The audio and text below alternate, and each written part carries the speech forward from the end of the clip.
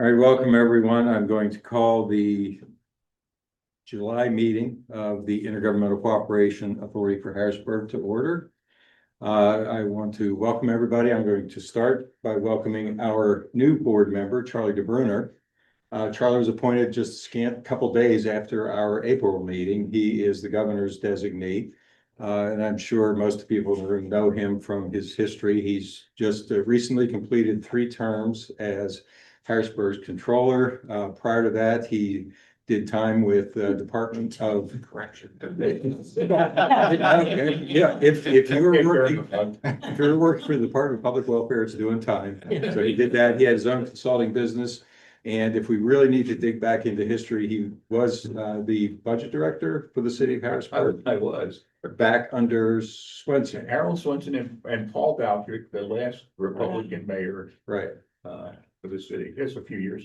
A couple years, but I do also want to specifically acknowledge the cooperative relationship we had with his office as he was controller. He regularly furnished monthly reports to us, gave us solid analysis of the financial reports that the city prepared, and allowed us to do good cross match for that, as well as participant in the 5-year development of the 5-year plan. So we welcome you to the board. Thank you. Thank you. I'm glad to be here. Thank you. Okay. First up is approval of our April minutes. And do we have any, do I have a motion to approve?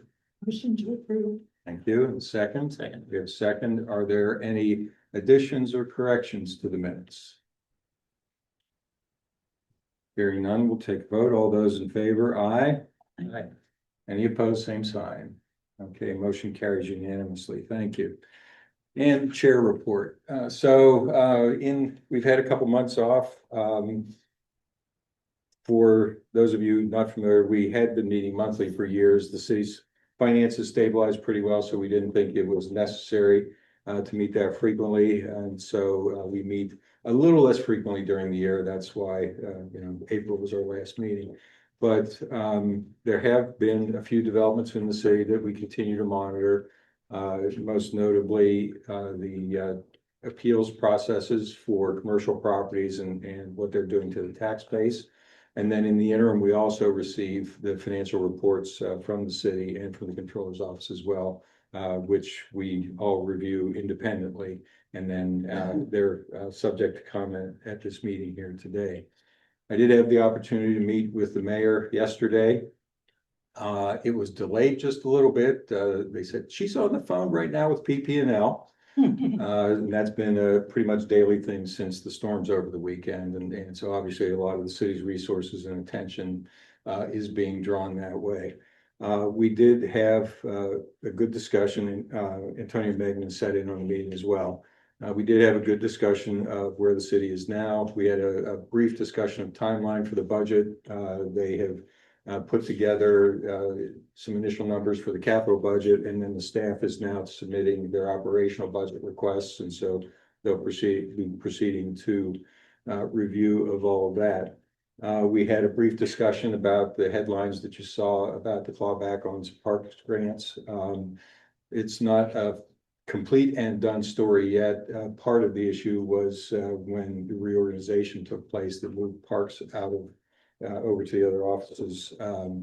Not all of these systems moved with it, and so part of the reason for not timely applying for an extension related to who was doing what. But I think there's still some work being done in that respect to try to get that resolved. Other than that, we'll be hearing more in financial reports later, and then we are going to have Antonio up here doing a much more detailed presentation on 2 things. One is on payment in lieu of taxes pilot, as it's commonly called, and then also a request that we had made for a fiscal analysis of the new FOP agreement, which provides for a 7% a year cost of living increase or threshold increase over the next 3 years. But something that we had agreed to, council, I believe, unanimously agreed to, based on the need to brace salaries up. So we were more competitive with our neighboring municipalities and have an opportunity to fill out all the vacancies on the police force. So that is my report for this month. And so now I guess we will go into that discussion. Tony, you want to come up? I don't know if you have anybody you want to bring up with you. Bob, I don't know if you want to join him at the table. Okay, Nope, just me. all right. Okay. So we had received a presentation, a PowerPoint presentation. The setup of the room isn't terribly conducive for us to put it up on the screen. So we do have paper copies here. We won't make these available on our website as well. Anyone needs them? Don't have it up on. Okay. And so as noted, a payment in lieu of taxes is a means to recover funding from otherwise tax exempt properties, as it's commonly called in Pennsylvania. Pennsylvania does not have a governing statute, and so as municipalities are able to work payments in lieu of taxes out, it is on a voluntary basis. With the nonprofits, the focus tends to be on the largest nonprofits. So we're talking hospitals, universities, governments, and others. But it can extend down farther because, let's face it, there are quite a few tax exempt properties. Typical city in Pennsylvania, it's somewhere between 30 and 60% of the property may be tax exempt. And obviously that means the tax burden is borne by the rest of the taxpayers in the municipality.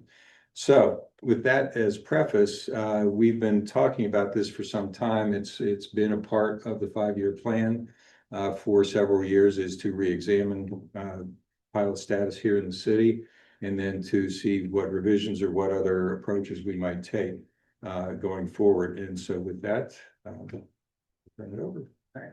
Thank you, Doug. Thank you, board, for the opportunity to talk about these pilot programs that we have in place and what we can potentially do in the future. So as Doug mentioned, I have a PowerPoint presentation and slides put together to kind of go through things. We'll skip over the first slide as we already kind of went in through what the pilots are exactly. And I'll start with the Harrisburg is a little unique slide. So with that being said, as Doug mentioned, approximately 40 to 50% of our properties within the city are tax exempt. A lot of that with the majority being the Commonwealth. So with us being the capital, Commonwealth has plenty of buildings and space that they own and operate on a daily basis. The estimated assessed property value for everything there right now is over $300 million. And then on top of that, we did an estimate for the not-for-profits, universities, the buildings that the county owns, and religious centers, and came up with at least $200 million worth of assessed property value there. So in total, that's over $500 million of tax exempt property. With that in play, we did a basic calculation of what we'd be able to get from property taxes, and that would be at least around $5 million roughly. So with that in play, that's effectively a baseline for what we're missing in revenue. But it also, as it mentions in the slide, that doesn't include potential mercantile taxes, EIT, LST, and other potential revenue generators that other businesses could potentially driving there if they weren't tax exempt. So that's just something to keep in mind throughout all of this. So what do we have right now? On the next slide, we have 13 agreements right now with tax exempt organizations. We collect $1.3 million, a little bit over per year. With that, about 900,000 of that goes to the city, with the remainder going to the school district. Our largest contributors yearly are UPMC, gives us 600,000 with an agreement. PHEA 539,000, and PHFA is 125,000. So those are kind of our three biggest drivers. The next slide shows some of the other ones that we have agreements with, that kind of shows what we're able to collect. We get 891,000 as far as 2025 is concerned. From ranging from 600,000 with UPMC all the way down to 1,800 at the smallest level. So these are all ongoing agreements that we have with these organizations. There is also the issue of we have agreements with some organizations and they don't pay on a yearly basis. So that's something that's certainly we have to look at and continue moving forward with improving our agreements and then our work with the tax exempt organizations. On the following slides, you can see a breakdown by year of how much we collect and how much goes towards the city and the school. You'll notice, back around the COVID time from 2020 to 2022, we were collecting a little bit more. We were doing a little bit better with that. We were getting very close to $1 million going towards the city, with the school district picking up outside of 2021, picking up around $670,000 to $680,000. And then in 2023, 2025, because of the way the economy's gone and with the agreements in place, we have collected a little bit less. We collected 891,000, as I said before, and we were at 898,000 in 2023. So that's something, it's not exactly trending in the positive direction, but it's at least something that we can look at and move forward with the agreements that we have in place right now with the partners that we have with the tax exempt organizations. So then on the following slide, you can kind of just see that's just a difference in how much we've been able to request per year and how much we receive. So, in 2025, we didn't quite get to what we had requested. We were 43,000 lower, but in some of the previous years, we actually got a little bit more than what was made in official requests. So we have 119,000, 126,000. So, that's a good place to be overall when it comes to official requests from the city going to these organizations. That's something that, again, we need to keep on top of as we move forward here, utilizing the agreements we have in place and working with our partners. So with this all in mind, that's where the city is currently at.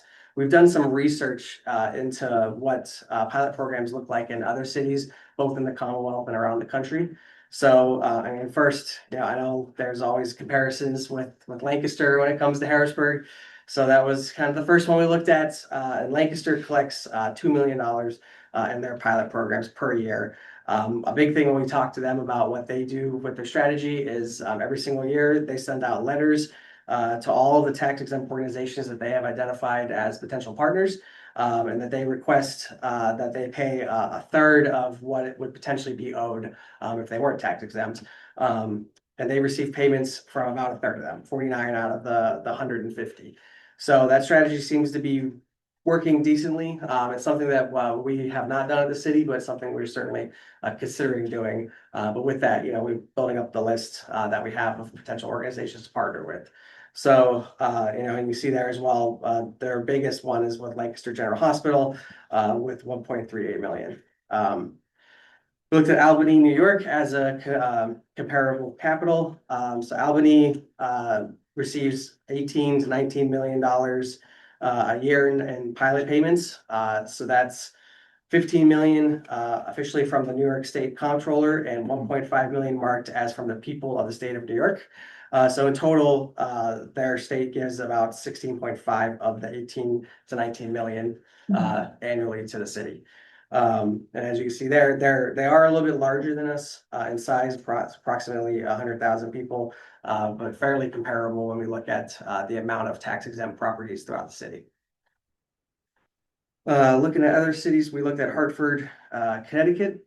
They have a state law in Connecticut where the government has to reimburse cities for a percentage of taxes that are lost. So with that, Hartford is able to collect upwards of 50 million in pilot payments just from the state. The most recent number we were able to get from them was from 2022. So, it's reasonable to believe that number is probably a little higher now as well. Now, again, their population is a little larger, but the key thing there is we were interested that, that their state has that law. So it was interesting to see how much they were collecting from the state with that. Providence, Rhode Island, on the other hand, they receive upwards of $37 million from the state. Similarly, they have a law. It doesn't necessarily require them, the state, to reimburse, but it does authorize them to reimburse up to 27% of the lost tax revenue.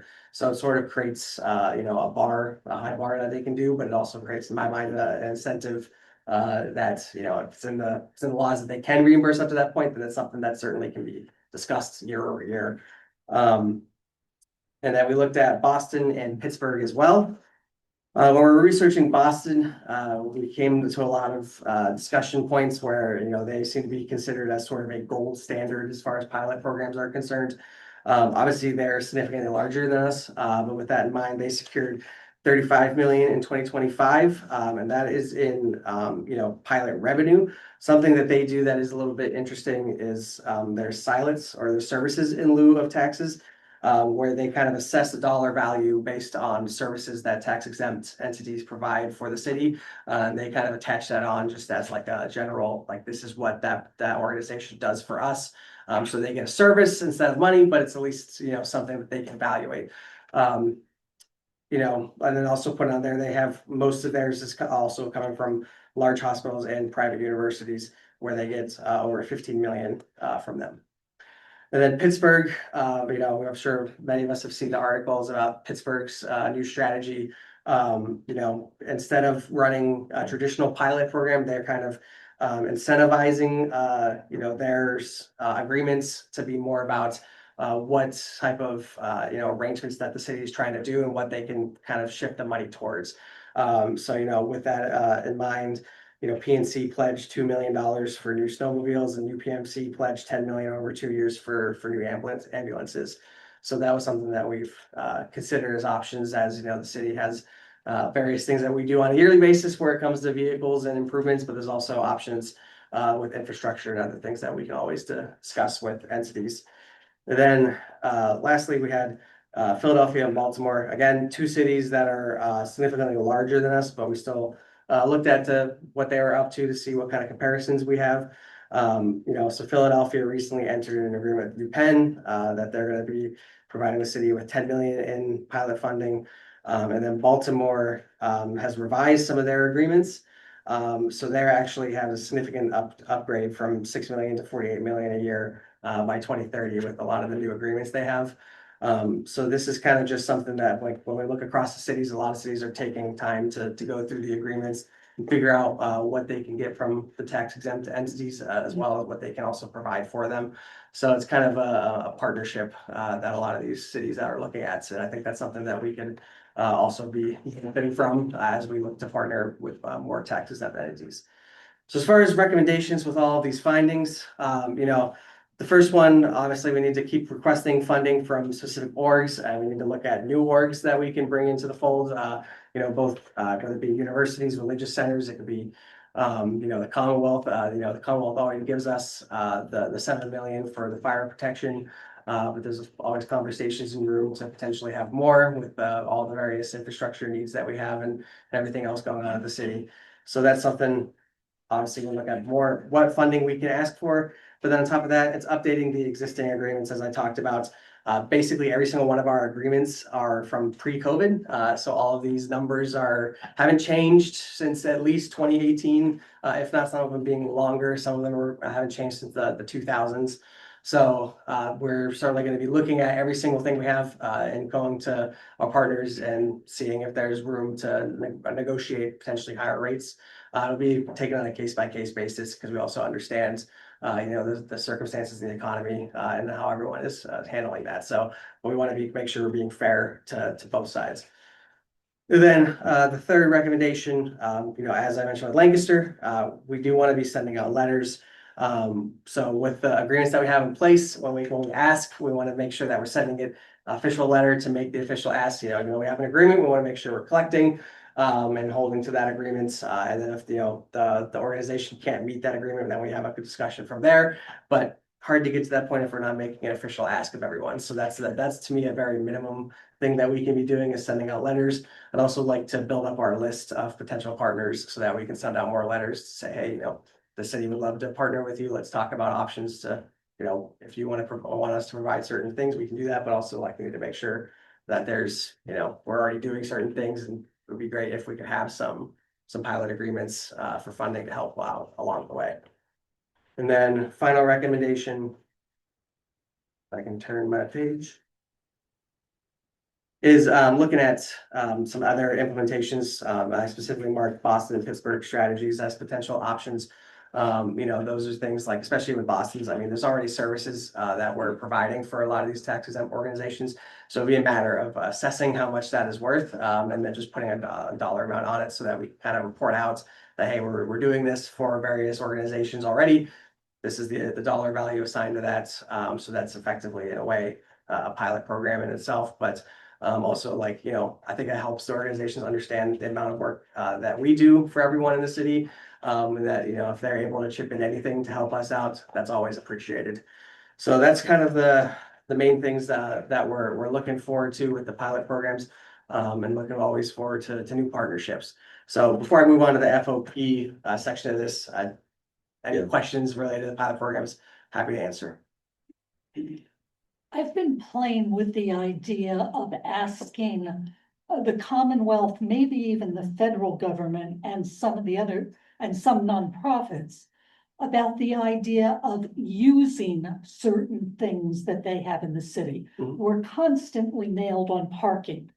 And yet the Commonwealth doesn't use most of the parking around the Capitol building at all on weekends.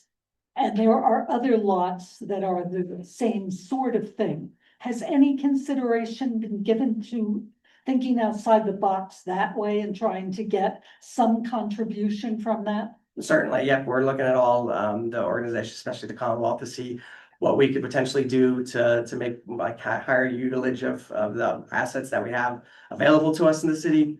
You know, the parking situation is a tough one because of that contract, but it's certainly, we've had conversations with Secretary Sager and his staff about like what options we might have. I know they're looking into it, so we want to keep the door open to anything that they're able to do and we're willing to support. And the federal building has wonderful parking around it. Yeah. That again is not used or does not appear to be used on weekends. Yeah. If we could do some things, and I talked to Ray Unger about trying to get some bus tours of various places. And if we could do some lots like that where people didn't have to be downtown in Harrisburg, could park there and pick up some sort of trolley, tram, bus, whatever, and go to some of these places, I think it might revitalize portions of the commercial districts at least. Yeah, absolutely. No, full agreement. I mean, any ideas like that, always willing to talk through the details. I think that's something that, you know, we'd have to figure out what the payment structures look like for any of that or what the Commonwealth is going to provide. But I think from the city side, that seems like something that we would support. So certainly we're open to all options. Thank you. I have three questions. Okay. First question is, am I understanding correctly that the Commonwealth currently pays nothing in the pilot fund? Correct. So we get nothing for the pilot program. We get 7 million for fire protection, but that's it on an official year-to-year basis. Okay. And nothing. That's Correct. okay. Nothing for the pilot. Okay. Yeah. For the record, nothing. Nothing. The Yeah. Commonwealth of Pennsylvania pays nothing except for fire protection for this pilot program. Okay, good. Correct. That's interesting. Next question. You talked about the community benefit credits. I know that Boston, I did a little bit of research on my own. Boston gets like $66 million in community benefit credits. Has that something that's been, you mentioned that you're exploring this, but how far along is that exploration? Because I know that is an area where a lot of the smaller nonprofits or the other entities that have tax exempt status, like faith-based organizations often look to be able to contribute through other types of services, like, you know, in many cases, they're probably already doing it. But they probably would want to be able to recognize the work they're doing as a community-based credit as well. Yeah, absolutely. We're still early on in these like discussions and research. So, you know, we've had some internal discussions on it, but we haven't had any external discussions until now, basically on it. And we're looking to start sometime, hopefully later this year. I'm not going to make a promise that we'll get to it this year, but definitely by next year, we want to have that, you know, kind of fully in place and be able to go to the various organizations and start having those discussions to say like, yeah, what are you providing? What are we able to provide? Like, what's the dollar value on all of that? Okay, and last question. So you had mentioned that Connecticut has legislation that requires payment into the pilot program. Has the city of Harrisburg or any other municipality tried to seek with their legislative contingents that type of legislation for Pennsylvania? Oh, so we have not had any kind of official request for that, but we've had some discussions about it. It's something that, you know, certainly it would be to our benefits, but I understand the way the legislature is moving right now. That's I don't know if that's exactly on the table, but I'm open to anything with that. Thanks.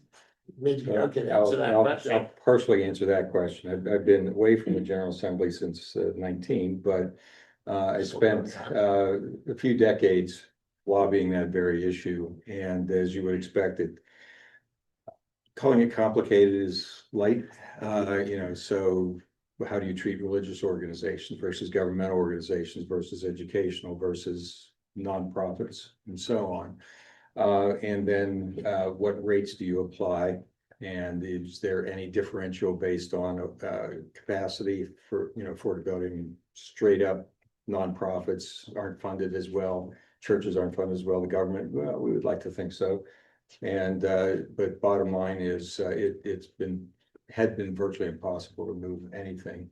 Most of them were structured around the one example here, which was a percentage of what would otherwise be the tax bill. Yeah. And then there were some variants on that were a little more voluntary, but at least provided some guidelines or incentives to move forward. And I'm sure, Doug, you were involved. I know at one point there was a little bit of traction on the Johnstown flood tax being repurposed for this very purpose to help communities that have Right. this problem. Yeah. But that's the furthest I think we ever got in all the years of discussing that. Well, and the difference there is it would be Commonwealth money as opposed to the nonprofits or the tax exempts.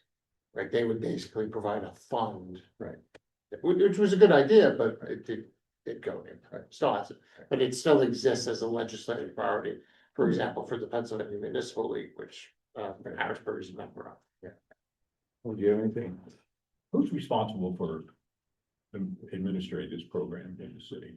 So it's a combination of departments. So the business administrator's office is the primary responsibility, but then also the treasury is involved as well as our tax enforcement Is office. there a single person in the business administrator's office who's a point person on this? Is there somebody, one individual that's responsible for trying to get it all put together? Yeah, at this time, it's effectively me, the business administrator. But yeah, so it's effectively the business administrator. I'm exploring ideas of. Are you in the law bureau? No. Honestly, I don't know who you are. I'm the business administrator. Oh, okay, really, I'm sorry, I didn't Yeah, know. you're good. That's a good place for this then.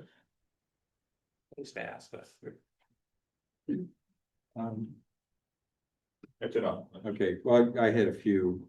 So part of your presentation was labeled agreements, part of it was labeled requests. Yeah. So of the big payers, are all of them under agreement? Yep. Yes, Okay. yeah. So all of our payers are under agreement, but the way it kind of works is we still make requests of them to give us the funds at a certain time. Right. And that's kind of where you see the dips and like where we weren't able to collect as much. There weren't as many requests, or at least not many requests returned. Okay, and when the agreements were entered, it was, I presume, just based on individual negotiation and what number you could get them to reach. Yeah. As opposed to any calculation against what their obligation would be otherwise. Right, as far as we can tell, many of these agreements were made in the 2000s or 2010s. As far as we can tell, it was just based on the negotiations done with that organization at that time. And I will congratulate the city, looking at your chart with delineates the city versus school district collections. The city's doing about almost twice as well as the school district. Yeah. Which, when you compare tax bases or tax rates rather, I think, okay, that's commendable on your part. But it also is indicative to me that you each are approaching separately.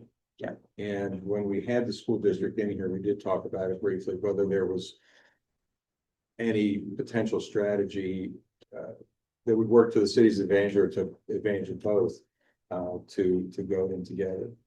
Yeah, certainly. I think there is in way of conversations coming up with Dr. Henry and his staff. So that's something that we want to explore with them. What options we have available. I think there's, like you said, there's definitely a benefit for us going together to organizations and saying the benefit that we both provide. But we have to look at what that would look like in reality. I'll also note, we did share a number of articles among the members of the board, and we will post them to our website from the Post Gazette and a few other sources on here's how these programs are working, here's what they provide, here's how it's level of success so far, and so on. So, and I know you've seen those too, and drawn from a lot of that for part of your presentation. The One Pittsburgh idea is intriguing, where, you know, you get the hospital to support replacing police vehicles. And wearing a different hat of mine, I work with Greenbelt. And one of our major contributors for years, it's been a 4-figure cash contribution. And this year they said, we're restructuring how we make donations. So we'll still give you half of that in cash, but figure out something that we can spend the other half on. So, you know, they're very much similar to what you're talking about here in Pittsburgh. And on the one hand, there's a certain appeal to it. On the other hand, you can kind of get pushed into artificial boxes. Is that the thing that we really need, or do we need it for general government operations? And I think my last editorial comment, not far from yours, was looking at on the chart that said the Commonwealth, the assessed value for Commonwealth properties was like $300,000. Right. I think we pretty well know it'd be about $3 billion to replace the Capitol buildings. Yeah, yeah. You know, and there's that. I also mentioned one of the things that we ran into a lot when we were lobbying these issues prior to career was, well, we are really an integral part of the community. You really need us here. And we aren't going to discount that, whether it's the Commonwealth or the hospitals and all the rest. On the other hand, we also need residents. So, okay, and we also need the businesses. And if we start giving breaks to everybody who's a vital part of the community, then there's nothing left. And so the bottom line is really, what is each entity's fair share to contribute toward the services that are being provided on behalf of everyone? Yeah, absolutely. Yeah, and I think that's something that we're trying to focus on, not even just for the pilot programs, but just in general for the residents to know like what we do on a day-to-day basis, so that, you know, people can feel proud of the work that we do, but also like, you know, tell our partners, this is what we're able to do, and this is what we can do. And, you know, it'd be great if you could chip in anything to help our operations, you know, continue to improve and be more efficient.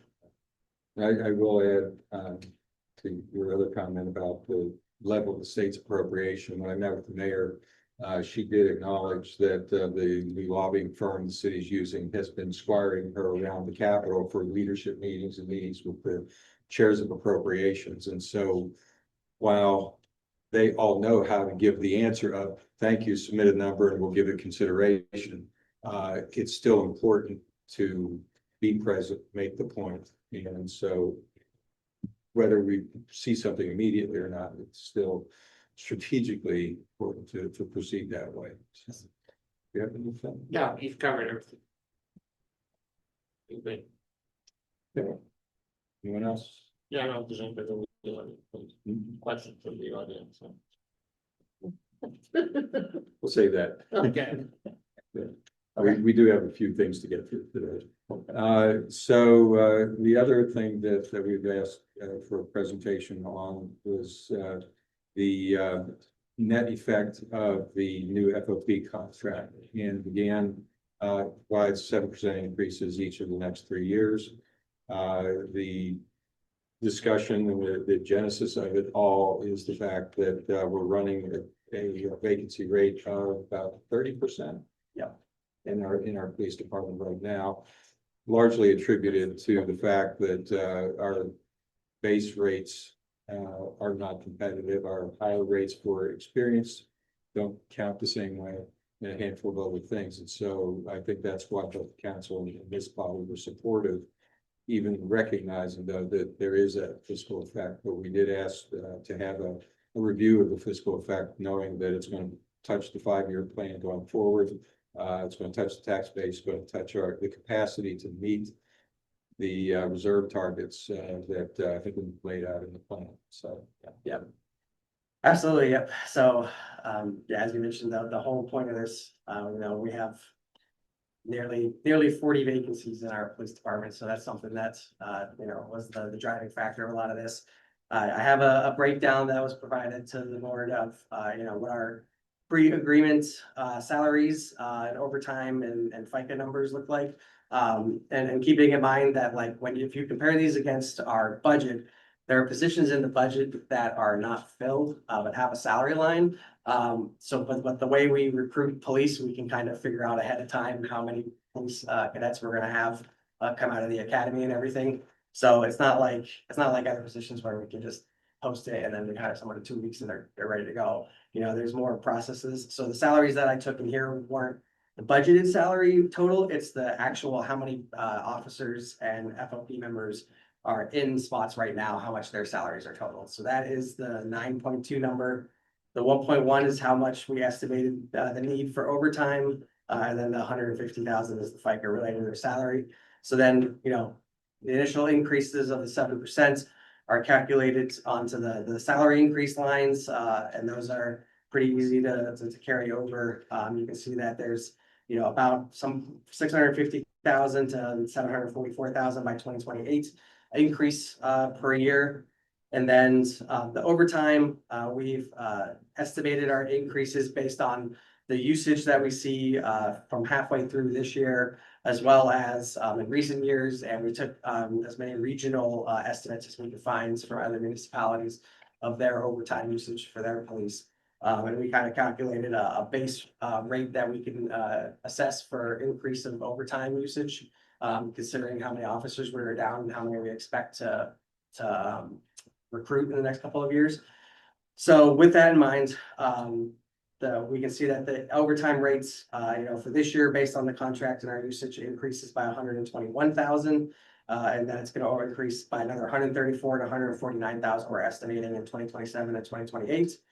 So with both of those in mind, we come to the FICAs that we see our increase of about 11 to almost 13,000 by 2028.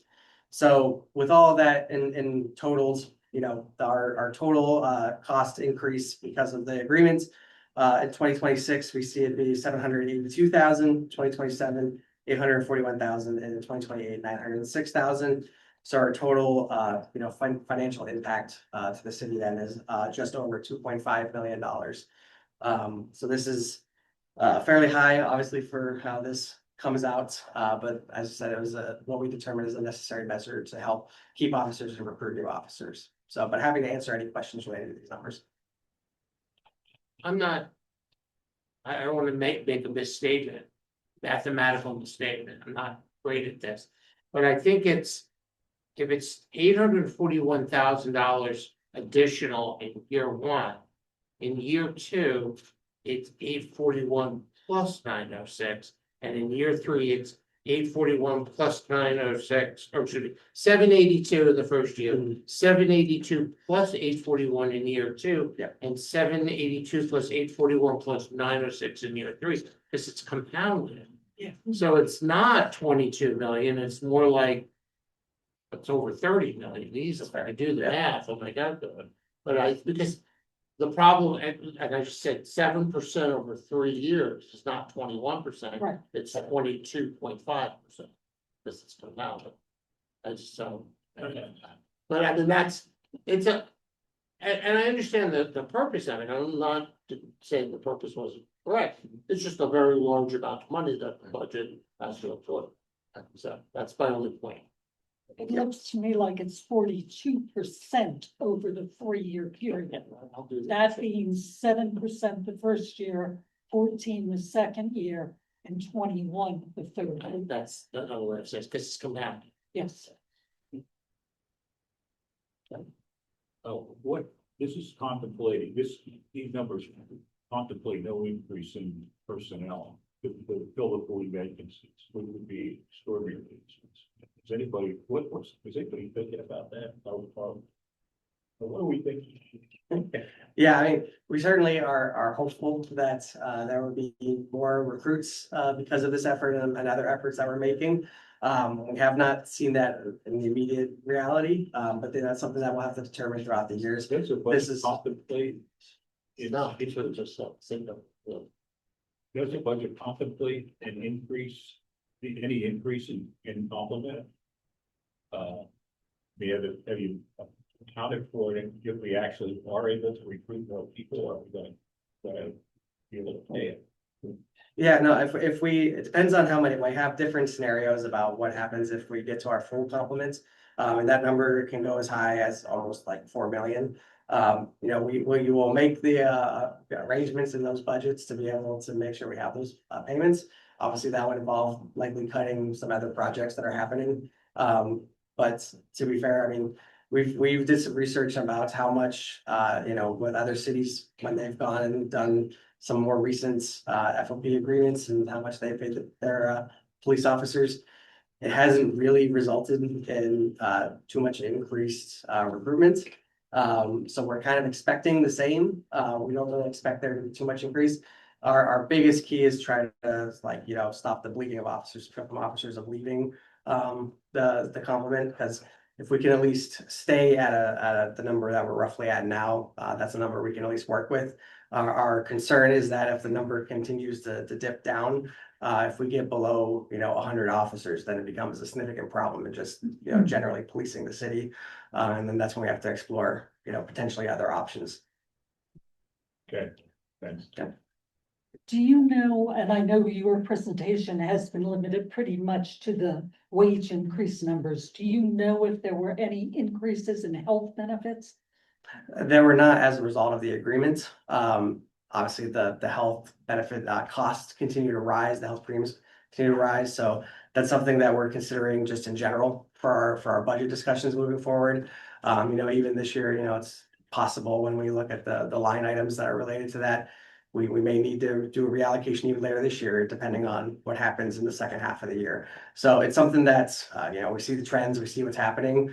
We just got to keep an eye on it and adjust accordingly. But there's no direct impact from the agreement on the benefits. The benefits have stayed the same. So there's nothing that would inherently increase it because of the agreement, though. Okay, that's good. And two more. Has anyone considered the impact on the pensions of this? Yep. So we've done some calculations based on that. Our pension fund luckily is in a very good spot. It's very healthily funded. It's kind of like around 100%. Usually it's above 100% actually. Sometimes in the past it's dipped just below, but we're usually around the 100% funded mark. So it's a very healthy spot. You know, we don't see a significant negative impact from this at all. And with our talks with our new money manager for the fund, they're confident that this won't have any negative impacts. And I think you've been here through some of the OPEB discussions. Is there any OPEB impact? There's not any OPEB impact yet. Thank you. OPEB is no longer being accrued. Right. New hires after a certain date are not eligible for post-retirement benefits. I wanted to hear it again. Yes. No, that's okay. We're going to say it every time it goes away. It's 160. It's almost lower than that. Is it? Yeah, Okay. yeah. It's coming, it's heading, 32 and 100. it's heading in the right direction. We're Yeah. aging out of it, but Yeah. not anytime Not- soon. There's one question. Yes, please. So is there a direct overlap between the pilot program and this increase in salaries assigned for recruitment? Did one of the nonprofit or governmental community partners fund this or fund more than this, like they do with the fire services? Is that something that's been explored? Yeah, it's something that's definitely been discussed. I mean, like full transparency, that's been our discussions with the Commonwealth. You know, we've been talking about, you know, if they're able to provide us more funding, that's been our biggest pitch is we need funding related to the police. So we're hoping to see that in the budget, you know. No promises on our end. We have to see what happens there, but you know, we're also exploring when we look at other tax exempt organizations, potential of asking them as well to help chip in for the police specifically. I'm sure our Commonwealth partners in the audience will take that back. Yeah. Are the Capitol Police currently exercising jurisdiction in the city? They do as necessary because they protect the assets, including the employees of the Commonwealth. So as needed, when applicable, they exercise their jurisdiction. We do pull them in from time to time for various events when they're able to. But other than that, they usually stick to that's just their jurisdiction. Thank you. And you have a specific agreement with them on mutual aid. Yeah. So as needed, if there's certain events that happen or things that we ask of them, they're able to provide as possible. Okay. So we will be proceeding to the next iteration of the 5-year plan soon. We will be anxiously looking to the projections that you're making and the final impact this has on reserve and the trend line reserve. And I know you're very much aware of that, whether it's part of our report or not, that's your basic job. So thank you. Yes, One more, go if ahead. I may. Often the fire will play off the police or the police will play off the fire. Where are we in terms of the negotiations with the fire? I've lost track. Yeah, so we haven't started negotiations yet, but those are gonna happen this year. In the upcoming couple of months, we're gonna start them. So that's something, you know, we have to look at what our possibilities are there. Fire doesn't have the significant problem that police has with losing firefighters compared to, you know, police officers. But we certainly want to be as fair as possible in the negotiations. Thank you. Great. We really appreciate the work. We will look forward to all the follow-ups that are necessary. And then if there's anything that we can do to help in discussions with various nonprofits and others, we'd be happy to do that. Okay. Thank you. Thank you very much. Thank you. Last thing I'll mention under this agenda, we did get a note from Ryan Unger with Creedic and Chamber as a general update of the work that they're doing on behalf of the revitalization for downtown. Just in briefest, they have conducted 6 public workshops through the city on quality of life, public spaces, economic vitality. They're doing additional focus groups in the coming weeks, and specifically, they just did one for downtown retailers. The Pennsylvania Downtown Center is their contractor, and they're crafting a downtown vision statement to be the basis of the revitalization plan. They are going to identify groups to assist with implementation, because a plan is meaningless unless you're unless you have groups and organizations and funding in place to start things moving along. And then separately, you may have seen the My Harrisburg initiative, and that's to create activity and action through community engagement. So just a very brief update he sent to us, and we'll probably be having him and the city's economic development staff in again at a future meeting for additional follow-up. Excellent. Okay. Anything else on this agenda item? Okay, thank you. All right, update on the city's financial status, Brian. This one, right? Yes, sir. Thank you, Chair Hill. Good afternoon, everyone. Brian McCutcheon, Accounting Manager for the city. The handouts I distributed, there's 3 parts. I'm going to go through them briefly in order. The first part is a stapled 2 pages, which includes both the general fund and the neighborhood services fund. And given where we are into July, I thought it would be good to try to get June reconciled, of course. Sorry, I ran out of copies. I didn't anticipate. Okay, all right, thank you. With where the city is right now, it's meaningful to get a relatively quickly produced mid-year summary. Normally, the budget manager handles that at a detailed level. I've done a summary, which doesn't take the place of that, but I've looked at, I spent this week actually looking at revenue and expenses, but I'll come to that. Again, the first part of this includes the general fund, which shows the 2 quarters that have ended, and also our year-to-date 6 months. And we can see the city has year-to-date revenue of about 46 million through June, compared to about 39.9 million in expenses, producing a 6.1 revenue over expense. So that's a good number, of course. The city's cash fund balance, cash basis is 20.4 million at June 30.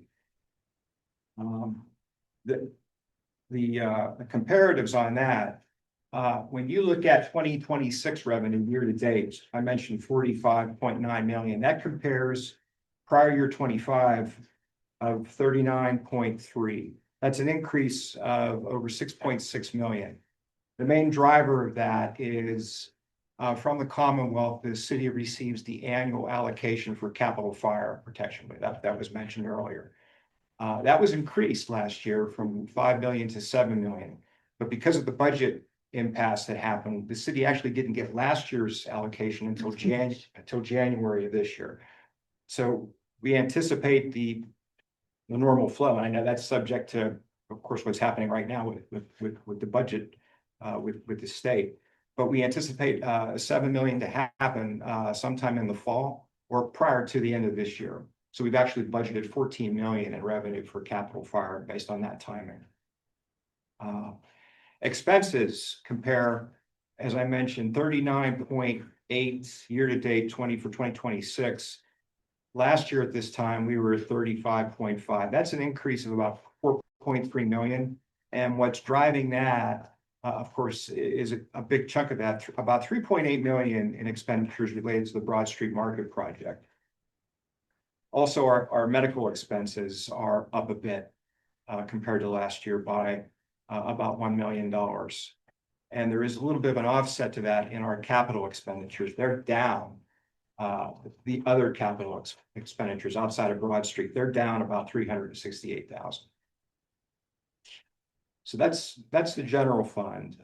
The second page of that first part is the Neighborhood Services Fund, which is the other meaningful fund for the city. Public Works mainly driven and mostly funded by the city's trash collection utility system.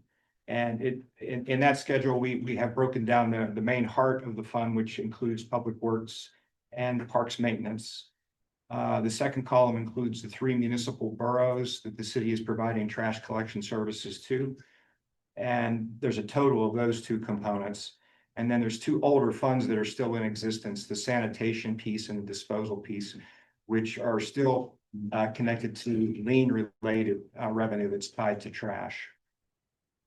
So in always, I've noticed that the health of this fund has consistently been around $5 million in available cash, and it's fairly close to that. We started out with that figure at the beginning of the year. It's down now to about 4.9. So it's still operating roughly as a break-even fund. There are interfund transfer supports to this fund that have not yet happened yet. They will happen later in the year, so that'll bolster the cash position of this fund. That's those 2, general neighborhood services. The middle attachment on the third page of my handout, I mentioned Broad Street Market. This is just an overview of what's happening with the involved contractors doing all the heavy lifting, all the work on building, on the brick building. And it just shows the effect of the original contract for each vendor or contractor, resulting change orders that have happened in recent times, where the adjusted totals are, and what the current encumbrance balance is, the total, if you will, liability or commitment yet to pay on this. And that number is meaningful, very meaningful for our budget, in particular the general fund. The total encumbrances right now are at 15.3 million. 500,000 of that is housed in the host municipal fees fund. So that leaves about, up 14.8 million that the general fund is covering. So that's, again, this project is not ending this year. It's scheduled to even move into July of next year. So basically 13 more months counting this month. So, and looking at that, because it's taking up so much of the city's budget, to me, it's reasonable to say we can allocate a portion of that where the actual spend of that won't happen until next year, which is meaningful for next year's budget prep. And again, this is a projection. I can't guarantee it, but of that 14.8 million, we would project about $9 million will actually happen as a spend in 2027. So that means for this year, it would be 5.8 million before the end of the current year. And this includes, I mentioned the construction parts, but there's also the involved firms that are doing the professional services, the project construction manager, the architectural firm, and there's a small piece related to the third party that works between the city and the insurance carrier. That's I'll stop there if anybody has any. One question I have is regarding the Broad Street Market, is there revenue that is associated with this project somewhere that is? And how far apart is the revenue enhancement? I mean, anyway, I guess you can answer that question. Yeah, I'll give it a shot, Charlie. Insurance proceeds is the main funding source that comes to mind, and not this year, but on a cumulative basis, the city has received 5.6 million in insurance proceeds.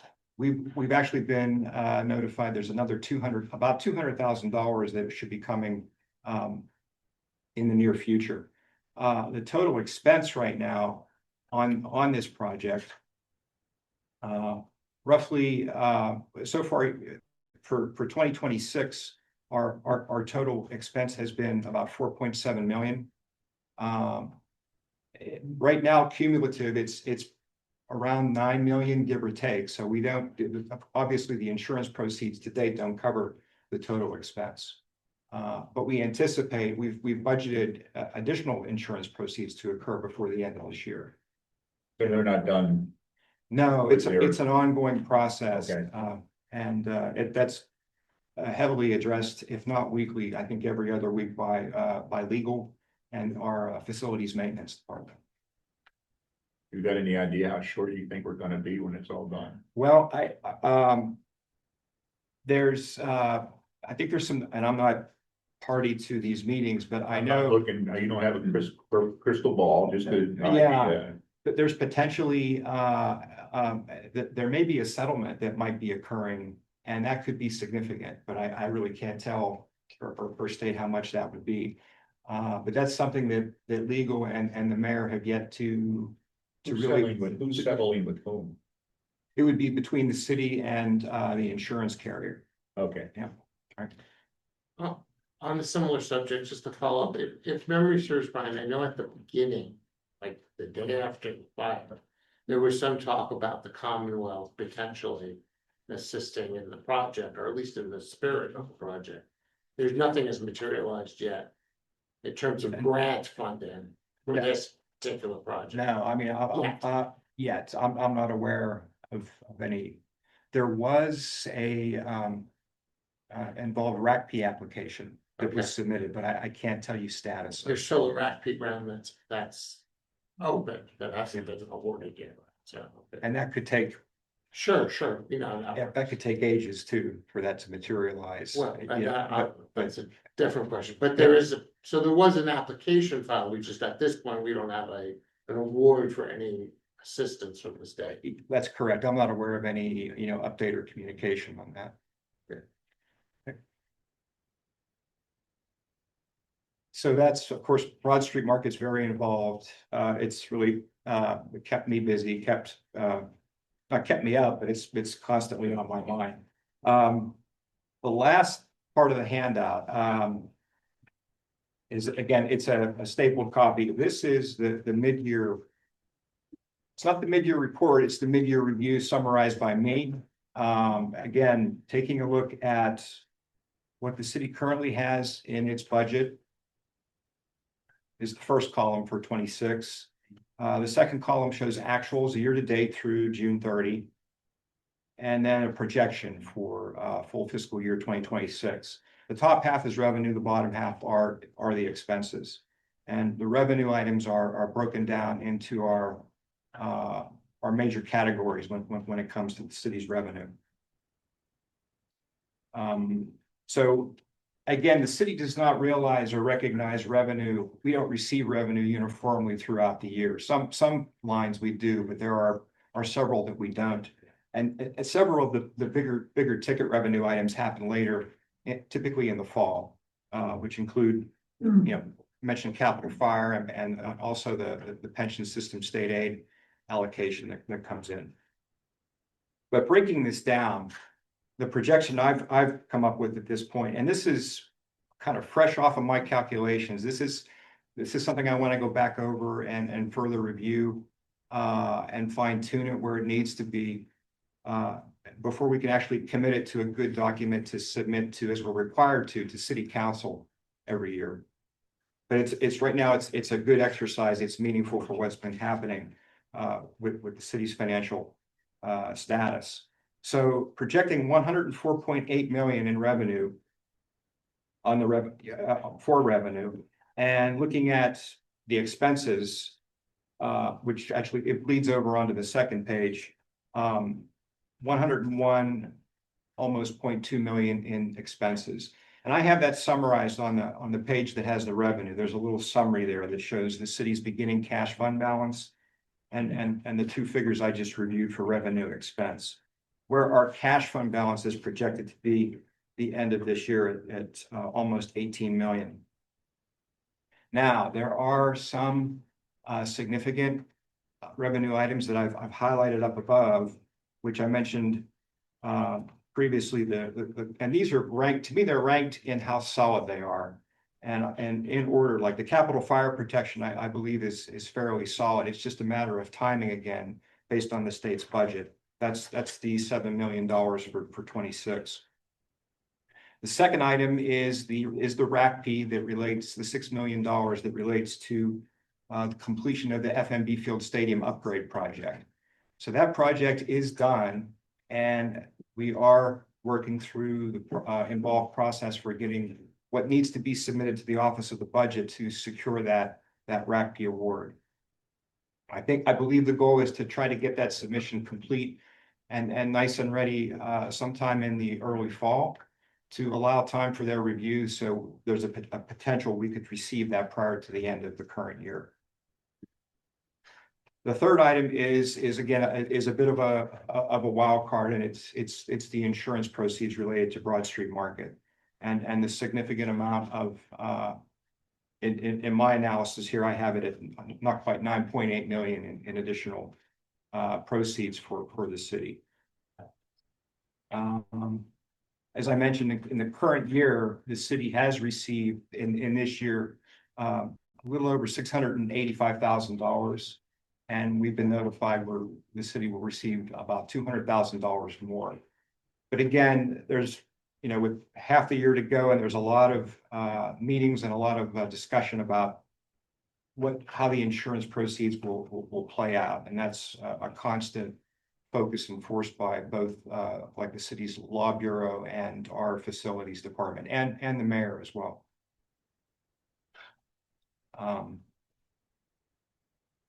I'll stop right there if anybody has any questions or comments. I have one comment. Yeah. And I've talked to you about this before. Yeah. That we have a tradition in the city of using mid-year report in September.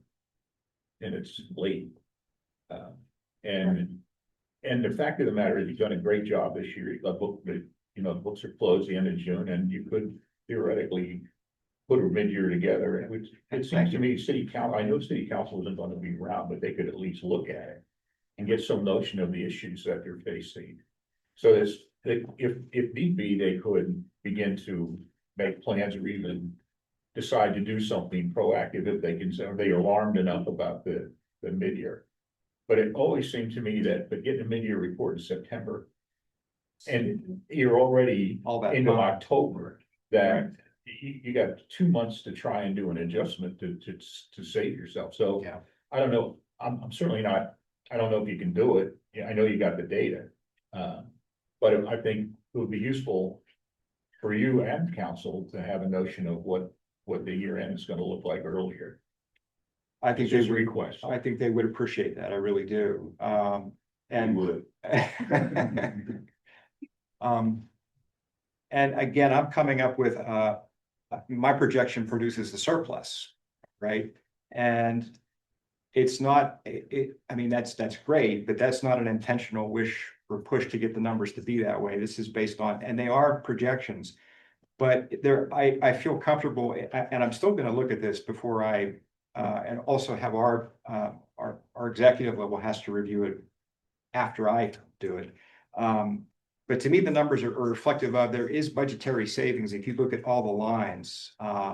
And the way I approached this was I looked at personnel first and came up with currently what the city is paying its staff, and then projected that out. for the second half of the year, plus what we've already paid. So that's relatively easy to do. And then I just went with, which I think is protective stance, is to look at our budget for like services, supplies, and just use that number. Because that's what we were told that people, our departments need. It also covers any encumbrances that are out there. So I didn't want to ignore that, even though there will be encumbrances that are still open at the end of the year. I mentioned Broad Street. Our total encumbrances are over 20 million right now.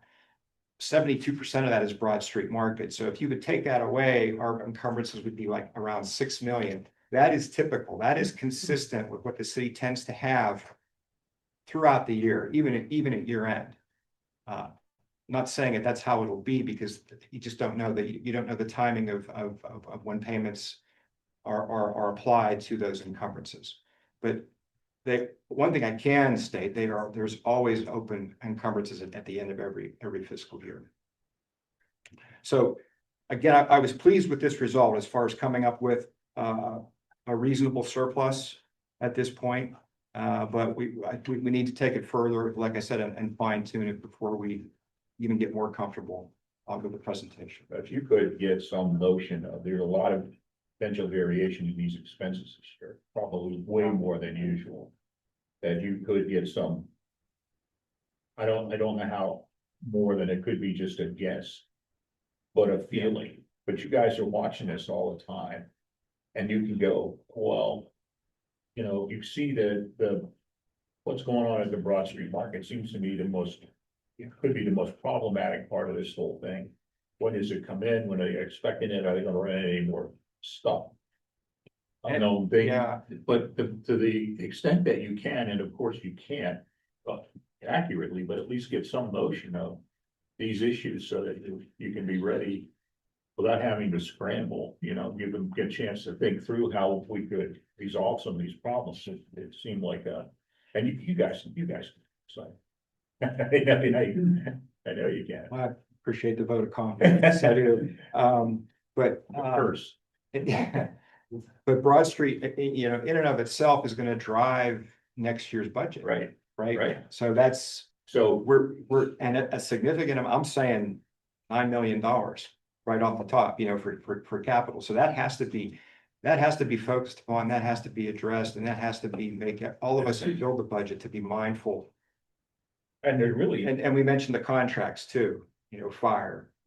So, right. And there's not a lot you can do about it, Broad Street Market.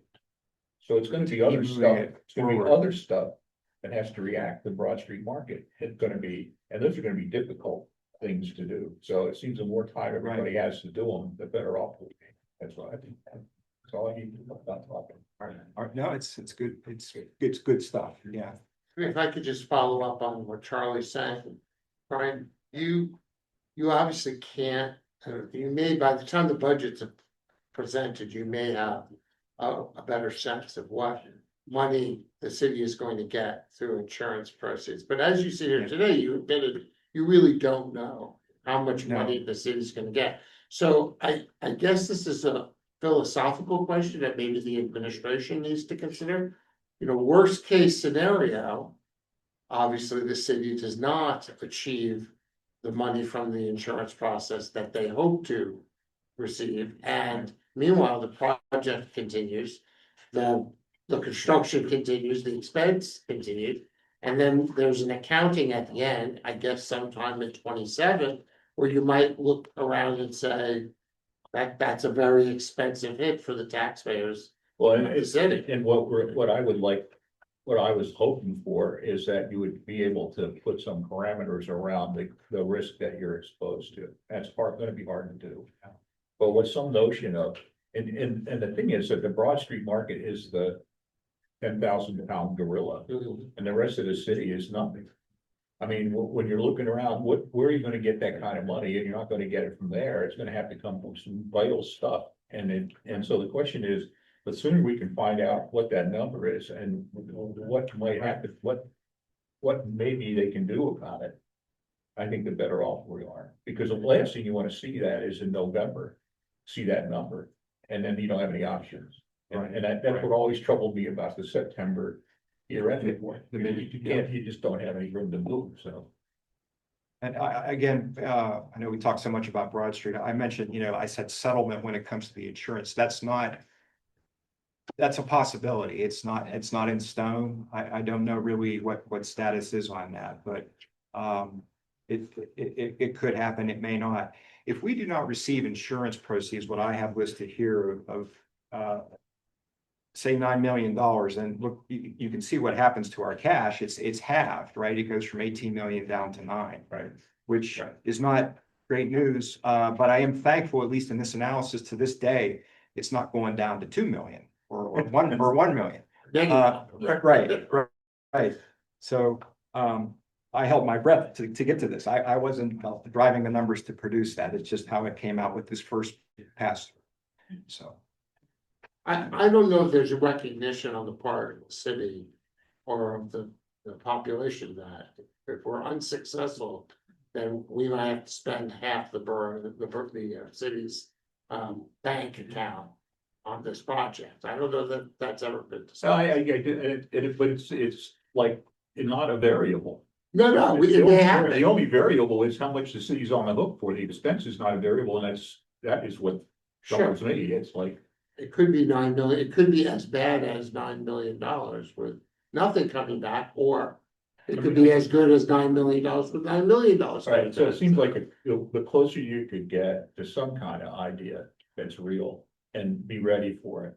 But there's no way to be ready for everything. I think there's time, for over the next few months for that to crystallize a bit more. I think there might be we may have a better handle on what the potential number could be. I just think would be useful to get it out. Routinely now. Well, Maybe starting at the end of July and do it every month. Do a year end every month. I mean, once you got it plugged, it's just, it won't be that hard to recreate it monthly, and maybe give everybody a taste of what you're seeing. Right. Because I know I always felt like I was in charge of telling everybody what was going on, but what to do about it is certainly not my thing. And the more we can get out in front of this, we'll start off with it. Yep. Well, I have others. Any questions? Okay, thank you. And next is the authority manager's update, and we will be doing the paid bills report and taking up our 26-27 budget. so first we'll do the paid bills report. It should have this document and don't get you. And it's pretty standard. It's basically 3 months, May, June, and July, or part of July, so through today in July. But you'll notice that our fund balance has dropped. Because as you know, we are by the state fiscal year, so that we're actually into a new year now. And we need our replenishment from the state of Pennsylvania. So we'll be going through that process. I look at Mr. Wood, who was incredibly helpful last year, helping me get the money out of the state. So we'll endeavor to be replenished by DCED as soon as we can.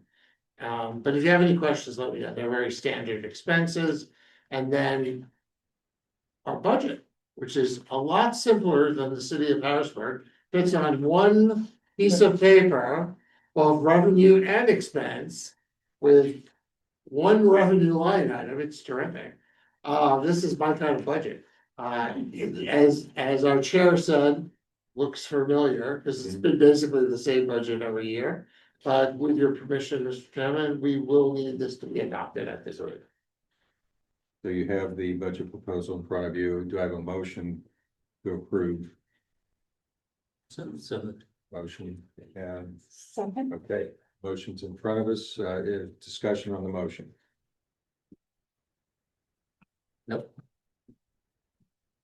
And we'll call the question. All those in favor, aye. Aye. Any opposed? Same sign.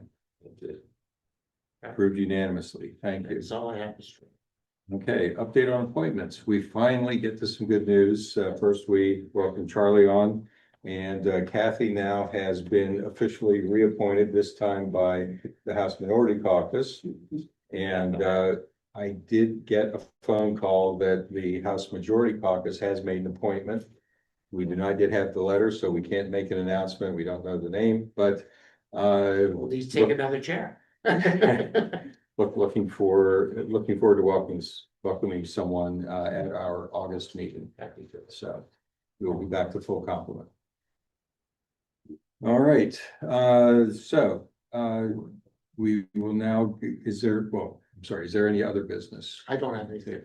Okay, we are going to move to public comment. I do want to recognize in the audience, we have a couple members of council as well as the clerk of council. We have other staff from the city here. We also have several friends from DCED, including Kathy Rostick is the relatively new, a year and a half ish as the executive director of the Center for Local Government Services. I got it right. Okay. So we will welcome comments, questions from the audience. Jeffrey, I'll let you. Yeah, sure. Does anybody have any questions? Mr. Patzer, do you have any? Yes, please. I have a question, sure. I have two.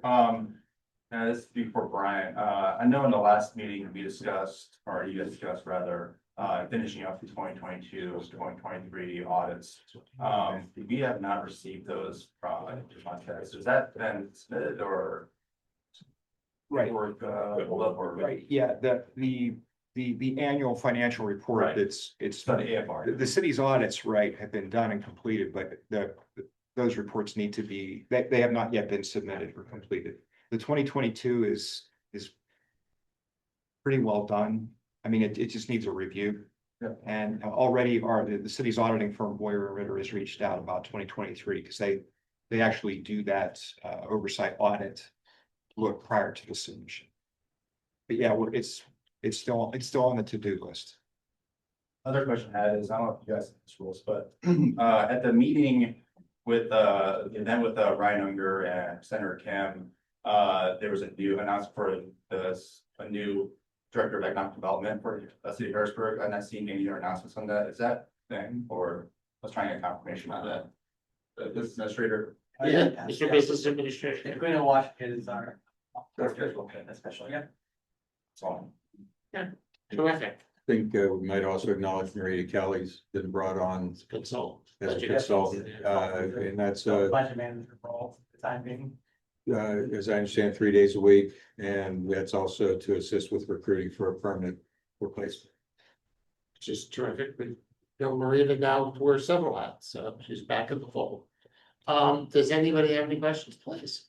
Not necessarily question. This is Libby Profit from the Experience Incorporated, the business consultant. I had several, I understand that the business administrator is trying to propose revenue generation through the pilot program. However, studies have shown that you will gain at less than 5%. Right?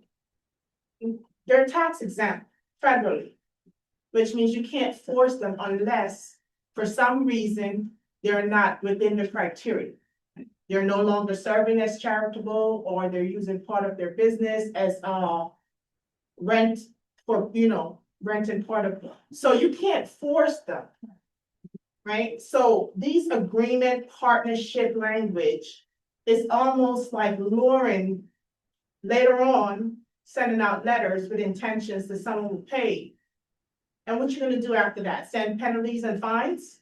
I mean, what exactly are we talking about with this pilot program for this lieu of tax agreement? You can't force nonprofit that is tax exempt to pay any amount of tax. You'll have to go through court, and the solicitor's office already is consumed with litigations. So, okay, fine, we need something to talk about, okay? So let's meet and talk about this, okay? Is that what we're doing? Then there's the Broad Street Market. We know that the Broad Street Market issue is being milked, similar to the incinerator issue is being milked, right? We're not gonna address, we're just gonna keep throwing money, right? No oversight in the city, no standard operational procedures, no logs of activities to show compliance, but yet we keep rewarding increase pay would decrease performance. Then we want to know why there's no police officers, why there's such a big list of vacancy. Well, you're not even complying with the laws that says to do the trust so they can get their union benefits, right? I don't mean to sound angry, but you know, parking is expensive. Right, and I applaud the Secretary Kathy's alternative parking to support revitalization plan. These are things that we should be discussing. Right, how we can help the city move forward. We can't keep feeding this parking monster and expect him to go away. So let's find alternative parking spaces where people can come, park their vehicle, enjoy the city, enjoy the businesses downtown. And if the parking people don't get no money, so be it. Because if we're public servants, then that is exactly who we are. The federal government knows, we all know what a public servant is. We are tax exempt, per se, right? Now, someone mentioned something to do with, is the state contributing any funds towards this pilot? Or, you know, aside from the fire, you know, the fire safety thing, are they contributing? The state is already sending through the federal government line item budget money for safety and to cover administrative costs. So the state and the federal government is already sending line item budgetary to support these individuals that are not in compliance. And the taxpayer is subsidizing that as well. What we need to do is have some type of accountability. A compliance officer, someone that can look at the budget, the grants, the reports in each department, find their standard operational procedures, see if they're in compliance with federal, state, and local, and move forward. But don't keep feeding the monster and expect him to go away. I don't mean to sound. No, I will tell you, I very much appreciate your perspective and your comments. Now, we can have an offline discussion on some of the things that you said, but I will make sure they all get into the record, and there are people from the city here listening, so you delivered a message well, so thank you. Appreciate that. Anybody else want any questions for the board before the end of the meeting? Brian, do you have anything today? We're good? Okay, we're cool. All right, that's all, Mr. Chairman, back to you. Very good. So the next meeting is scheduled for August 26th. And there is no reason for an executive session today. So with that, we'll take a motion to adjourn. So moved. Thank you. And second, all those in favor? Aye. Meeting is adjourned at 4:23. Thank you very much, everyone.